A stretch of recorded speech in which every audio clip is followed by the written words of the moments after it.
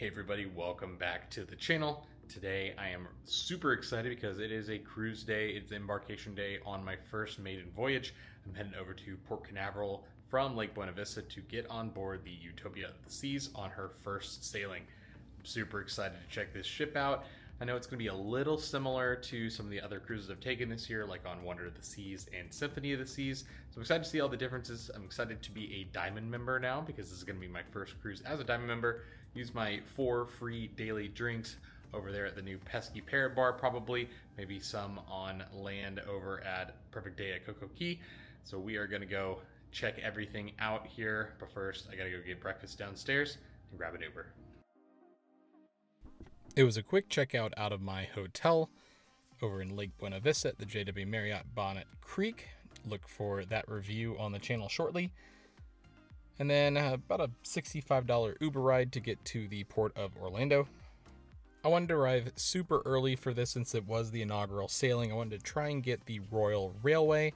I had purchased the key for this voyage, which is an extra charge each day. It includes internet and some perks on board, like reserved seating at the shows, as well as a few other perks like exclusive time on like the zip line and the rock climbing wall, and an embarkation day lunch.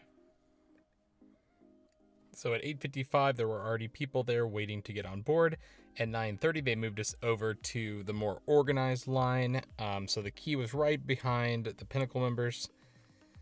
And then at 9:47 they allowed us to enter the terminal.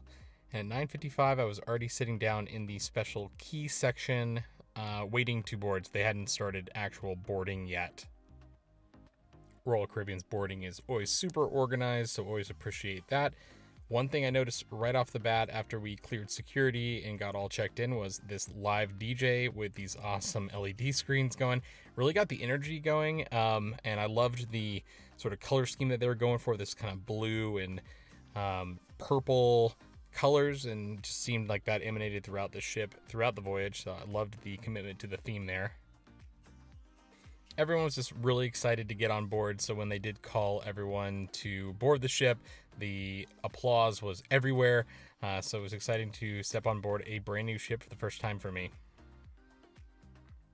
I was definitely hustling through this whole process because I did want to find out where I should actually book the Royal Railway. The spoiler alert here is I did not pick the right location, and so you actually had to have gone to the Royal Railway itself to book the specialty dining there, which kind of sucked because I did end up missing out on that, and that was kind of the whole reason why I wanted to get the key, but not a big deal. Boarding the ship, it was cool that they were passing out glasses of champagne, not a normal occurrence on a Royal Caribbean ship, so that was really cool to see, and everyone was super excited. We also got our first little bit of swag, these little chains that said Utopia of the Seas.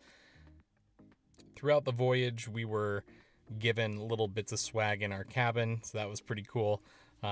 So yeah, coming in here to the Royal Promenade, the energy was just like over the top. It was really, really fun.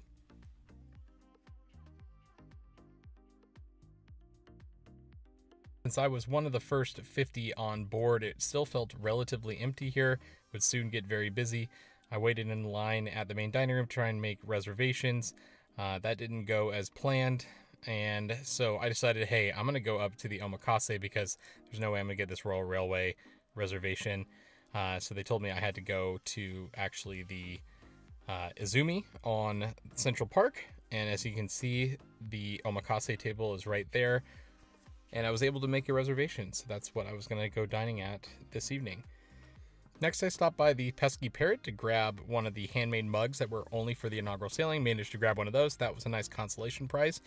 And then I stopped by the Royal Railway just to see, hey, maybe there was a chance, but there was no chance at all. But I did get to tour it. So here is a look at the Royal Railway. I loved the screens they were going, got a good feel of like what the actual like dining experience would be like here. Obviously full menu. It's a multi-hour experience and there's cool actors going on. So there's a whole story involved here. So this is very unique for the Royal Caribbean ships, and obviously very popular. They only had one of the rail cars. There's two going for our sailing. So that was part of the problem, is that just it was already a low capacity restaurant, and they were not going to have full capacity for the sailing.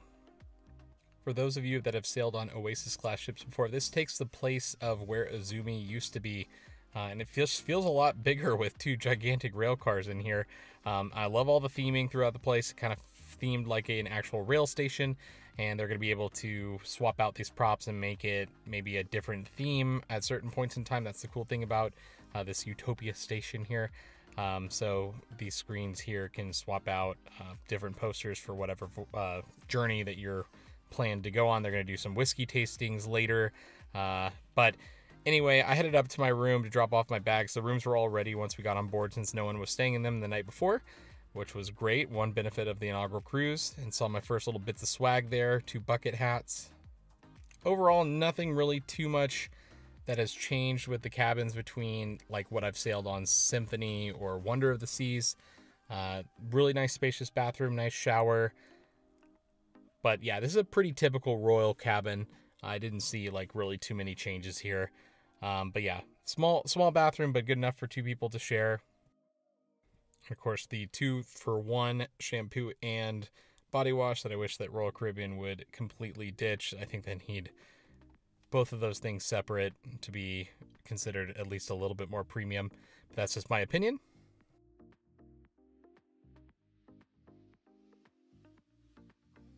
Plenty of closet space on either side of the bed, and the lamps did have a USB-C charger as well as a regular plug on both sides of the bed. So that's really important. I think that's a great innovation. It's kind of crazy in this day and age to discuss plugs by the bed as being an innovation, but in cruise lines, if you've sailed on enough of the older ships, you'll know it is kind of hard to find a plug on board sometimes. Desk area, I love that the desk itself moved a little bit, so you could, kind of reconfigure the cabin to your liking. Nice little couch to get ready on. Then, of course, you have the drawers and the mini fridge going on. Some gifts for B&Key as well as Diamond up there that we'll check out in just a sec. The little mini fridge, no freezer component to it. And then next we'll check out the balcony.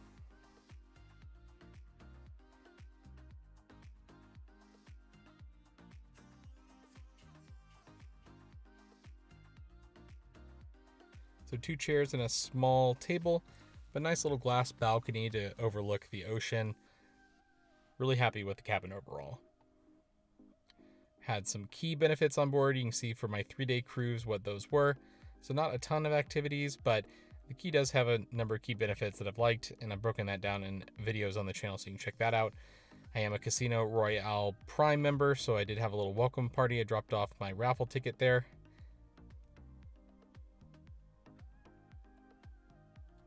Then I did book a few different excursions like the Cocoa Beach Club, so you can stay tuned for the next video.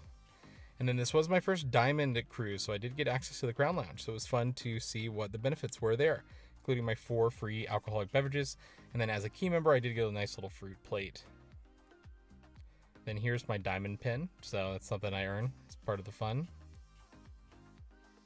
And then I did notice that the waters that I got for free as part of my status were from Europe, because the ship did sail over from Europe not too long ago, so I thought that was cool. Here's a look at the little swag that we got when we boarded. Here's a look at the suite area. So the suite deck is going to be only for suite guests. I was not a suite guest. I just decided to walk in there on embarkation day and see what it looked like. Pretty similar to what was on Wonder of the Seas, but this is a nice perk for those suite guests.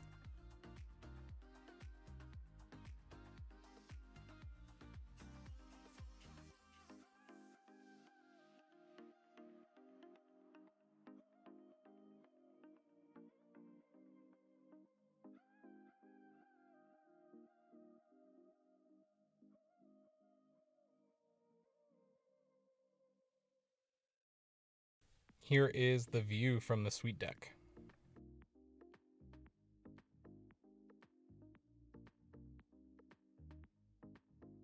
One thing I was pretty excited about for the inaugural was the Windjammer's Welcome Aboard buffet, because they do plus it up quite a bit for these sailings. So they have lobster, they have filet mignon, they have a lot of seafood like crab and all that stuff that you do not see on the Windjammer usually. So I was really excited to check this out. So let's go look here at the Windjammer.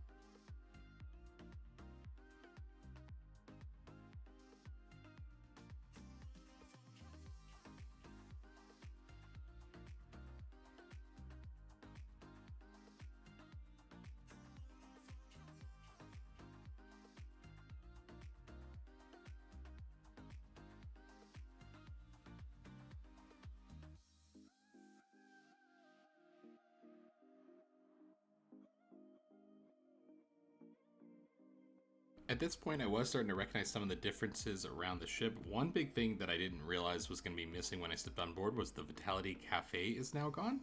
So they just completely got rid of that, and I think they just made it more back of house area. So definitely some noticeable changes here in the spa area. Loved the look of the salon, kind of more of a dry bar looking feel, which I think I've seen on the Royal Promenade on some of the smaller ships. So cool to see that concept return here on Utopia of the Seas. Lots of art throughout the ship. I love these stingrays that are on one of the atriums on board. They lit up at night too, really cool. Kids had some fun things to do around the ship. These games where you collect keys was there. I only ended up playing that once, but it looked like there was some interactive element that you could continue to collect those keys. Hadn't seen that on any of the Oasis class ships. But the look of the ship is just really amazing, and we had an awesome looking Sailaway. We had the Adventure of the Seas sailing away before us, and they got into a cool horn battle. It was cool because you could just see how many people were up on the Adventure of the Seas decks taking a look at Utopia of the Seas, knowing that we were brand new and we were on our maiden voyage. Cruise people know. So it's pretty cool to be a part of the experience, and I just really loved watching this all happen from my private balcony. I spent a few hours editing my full ship tour video. If you haven't checked that out yet on the channel, please do so. I will link it down below. But it was time for the Sailaway party. The Sailaway party has been changed a little bit on Utopia of the Seas, making it more of a Vegas pool party feel. It's sponsored by Snoop Dogg's new gin and juice liquor, which is pretty cool. So definitely a different feel, very like high energy. So I think this is really a home run for sure. And then we were leaving port and the tugboats were spraying water because it was the inaugural, similar to what I've seen on new routes on airlines. So pretty fun to see that. It was hard to get a good shot though because it was busy on deck, but overall just an amazing experience and lots of people on land wishing us bon voyage.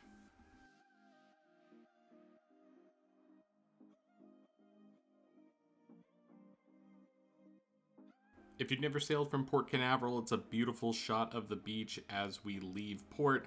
I still love the Miami Sailaways, but this is a really nice Sailaway spot too. So just look forward to that if you're sailing out of the Port Canaveral area anytime soon. And if you love cruise videos, if you're loving this content so far, feel free to subscribe to the channel and like this video. It really helps me out.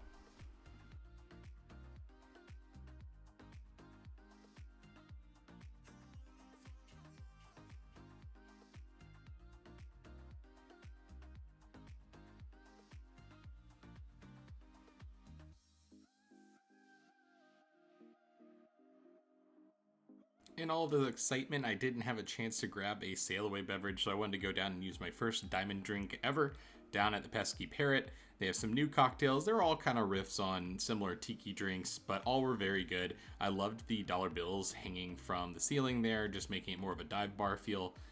Just really a nice Mai Tai to start the trip off right. So far, my impressions on the ship are, one, it's amazing to be on a brand new ship. Everything looks brand new, sparkling new, no dents, no scuffs, nothing. It's absolutely amazing. The Pesky Parrot is really a home run. I love everything they're doing with the bar. People hanging dollars on the bar like it's a dive bar somewhere in the Caribbean. Photos, like Polaroids being put on the wall. Really a cool personal touch on a cruise ship, which I feel like just never happens. So that's really, really cool. The Royal Railway, booking it was a disaster. Wasn't able to book it, unfortunately. Really only the suite guests were able to book it. I had the key. I kind of felt like I was gonna maybe be towards the end of this very long line and maybe not get it, so I just had to go do other things. There was lots of things to do on the ship, but I did do a tour of the restaurant. It's amazing looking. I'm excited to check out the Omakase experience now, so let's go check that out. The new Omakase experience is $120 per person plus gratuity, so it is not a cheap meal by any means. It's only 6 seats per seating and 12 seats per evening, so it's a very exclusive experience, more exclusive than Royal Railway will be. 8 courses in total, and you better like sushi and fish. Welcome to Omakase, one of the most exclusive culinary experience on board. 私は夏希です。皆さん、はじめまして。どうぞよろしくお願いします。However, you can call me Summer in English. Thank you. Don't もありがとう and I will guide you to a Japanese private culinary journey tonight. This is an 8 courses chef driven concept, starting with our signature feast.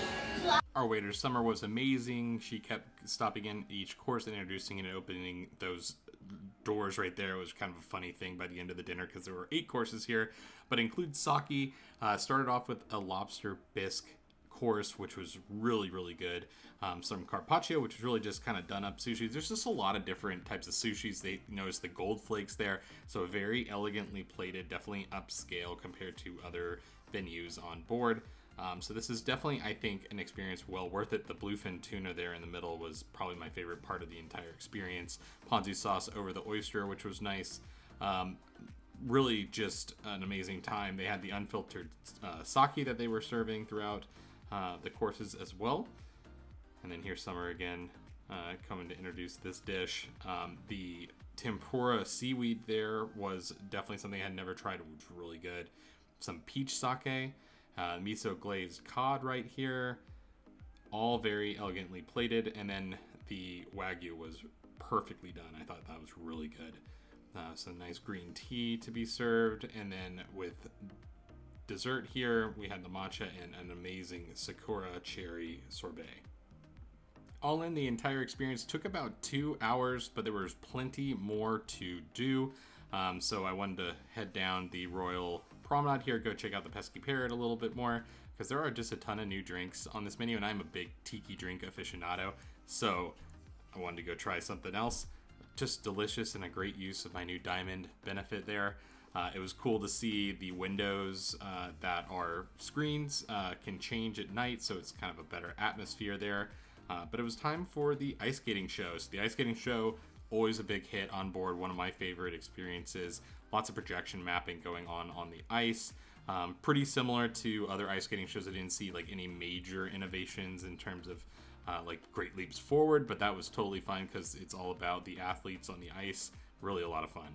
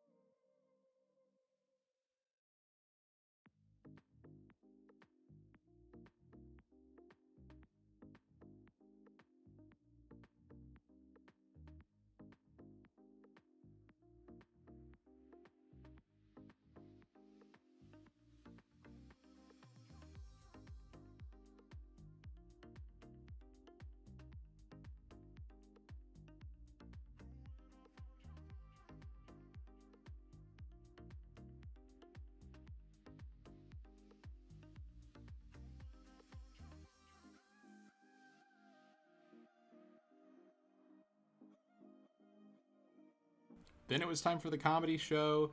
Absolutely hilarious. 3 different comedians on board, which I thought was very impressive, and they all were really pretty funny.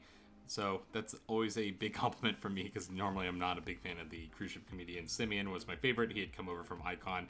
Clearly one of the best that Royal has in terms of comedians. The One Hit Wonder show was going on the Royal Promenade, so they had a big band going on. People were dancing, having a good time. It's just some great one-hit wonders on the promenade to listen to. Lots of dancing going on, but there were more things to do. So this is just kind of the transition party almost to more fun.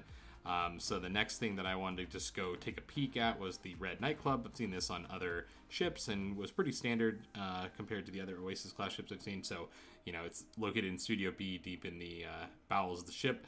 But then right after that, starting at 1:30, which I thought was a little late, and I heard that they have actually switched this timing on other sailings, was the frat party. So they actually have like beer pong going on, and it's not really organized in any way besides like putting out the cups for you, but you can play beer pong with folks, and really a lot of fun there. Good to see that on board. But walking back to my cabin after an exhausting first day, the Royal Promenade was completely empty. So thanks a lot for watching. Stay tuned for days 2 and 3 on the channel after this.